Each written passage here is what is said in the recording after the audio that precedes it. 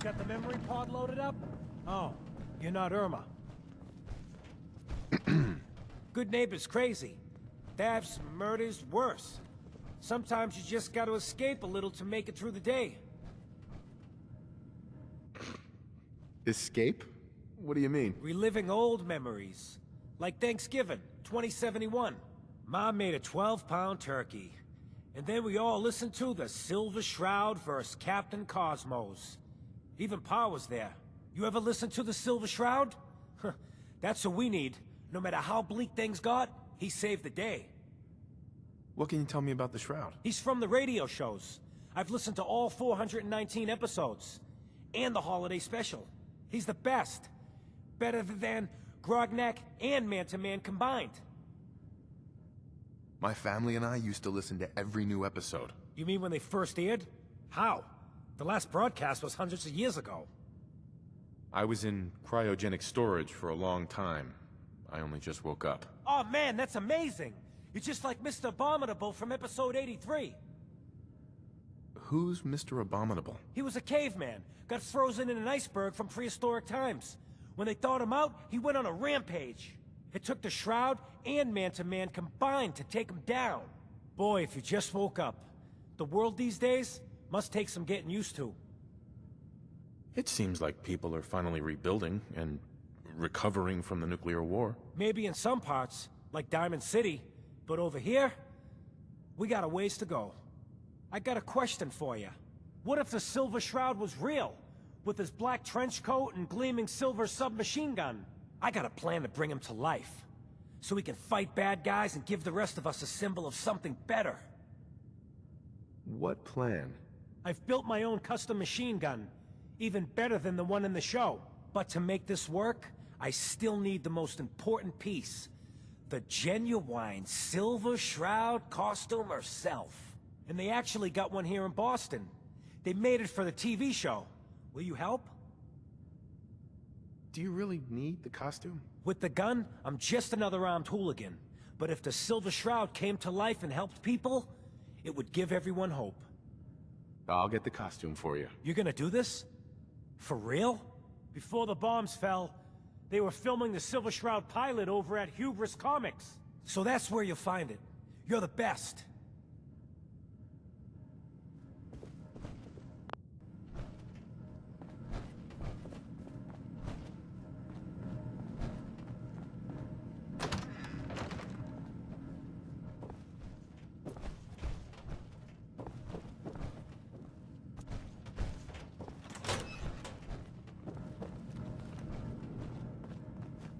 Here for Amari? She's downstairs.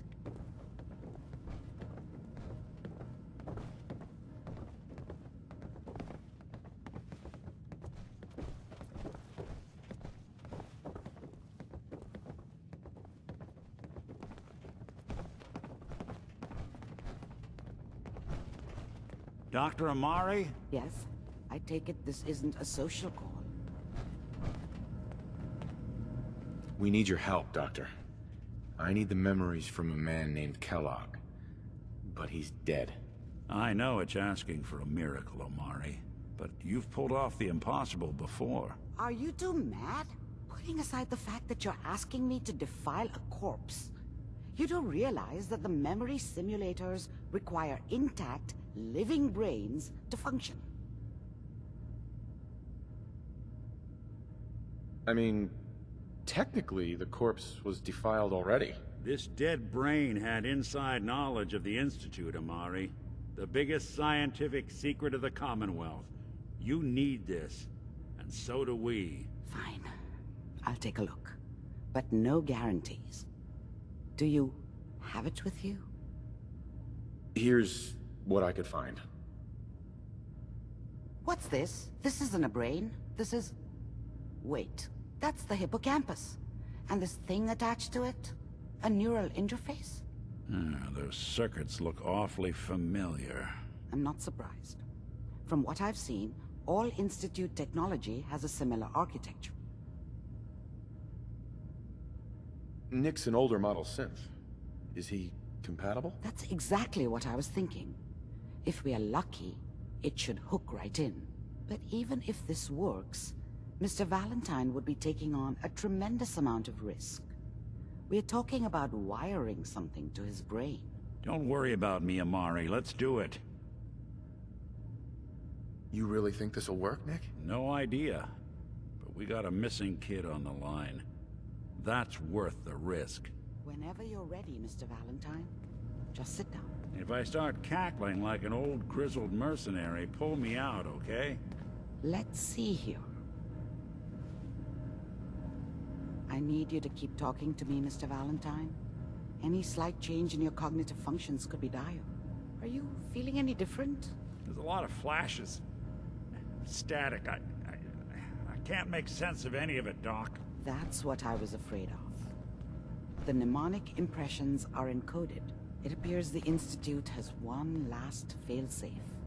There's a lock on the memories in the implant.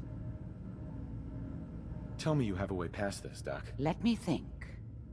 The encryption is too strong for a single mind. But what if we use two? We load both you and Mr. Valentine into the memory loungers. Run your cognitive functions in parallel. He'll act as a host, while your consciousness drives through whatever memories we can find. Any idea what I'm gonna see in there? I have no clue. But considering we only have a single piece of the medial temporal lobe and not the whole brain, I doubt it'll be cohesive. All right. Let's get started. Just sit down over there and keep your fingers crossed. See you on the other side.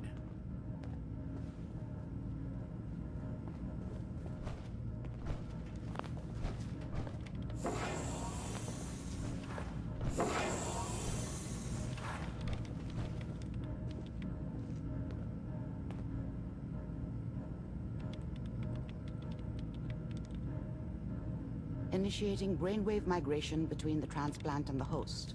Mnemonic activity coming from the transplant. It's degenerated, but it's there. We're going to load you into the strongest memories we can find. They might not be stable. Just hold on.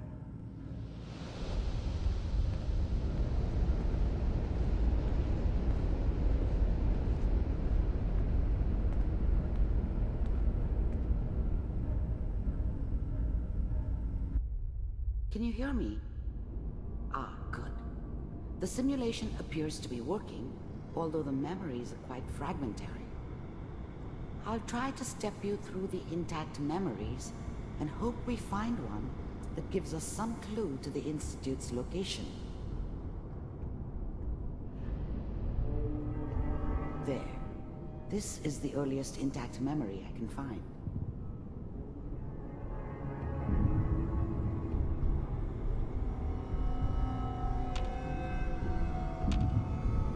Remember, you are experiencing these memories as Kellogg.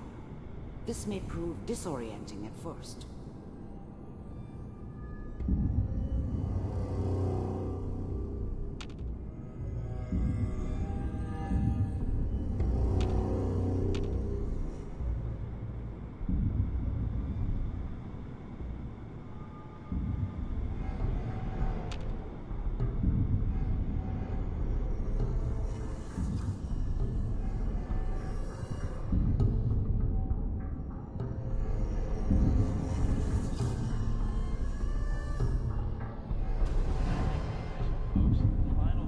Turn down the goddamn radio! I'm trying to sleep! I was such a dummy back then. What did I know about how the world worked? I think now she wanted me to kill him. I should have. Instead, I ended up running away. I told myself I wanted... I was such a dummy back then. What did I know about how the world worked?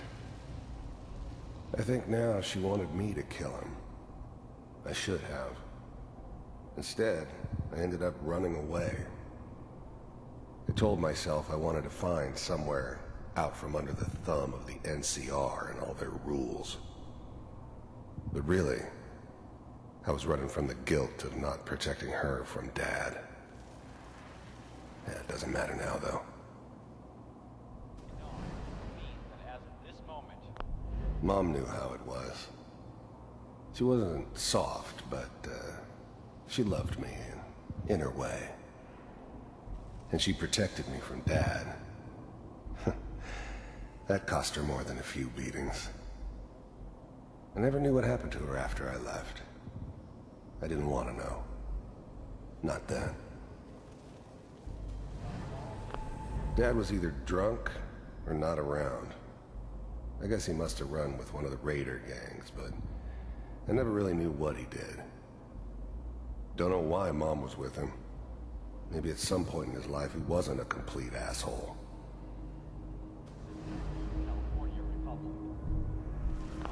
People are always hoping for something better. They usually end up with something worse. This doesn't seem to be what we're looking for. There appears to be another intact memory close to you in temporal sequence. There. Try that one.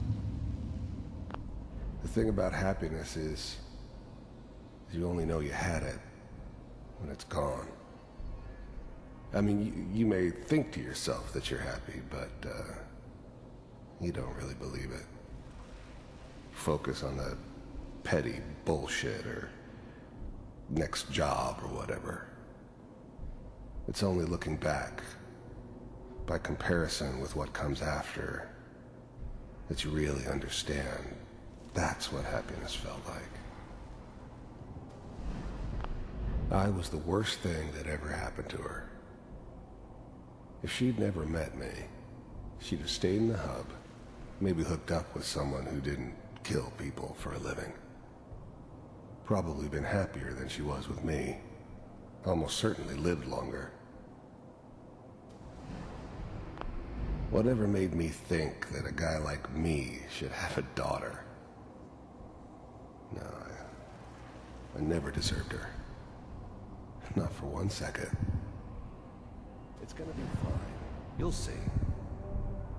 But we don't know anybody here. And now, with the baby? Come on, Sarah. You've got to give it a chance. I finally got steady work with a good outfit. Nothing like that in the NCR these days. No, I'm not saying this was a mistake. I'm just... Are you sure these guys know what they're doing? They seem kind of green. I know. But that's where I come in. Just wait. In a few years, I'll be running my own crew. As soon as I make the connections I need. Then I can give you anything you want. And little Mary, too. I never worried about you before. Must be my mama instincts kicking in.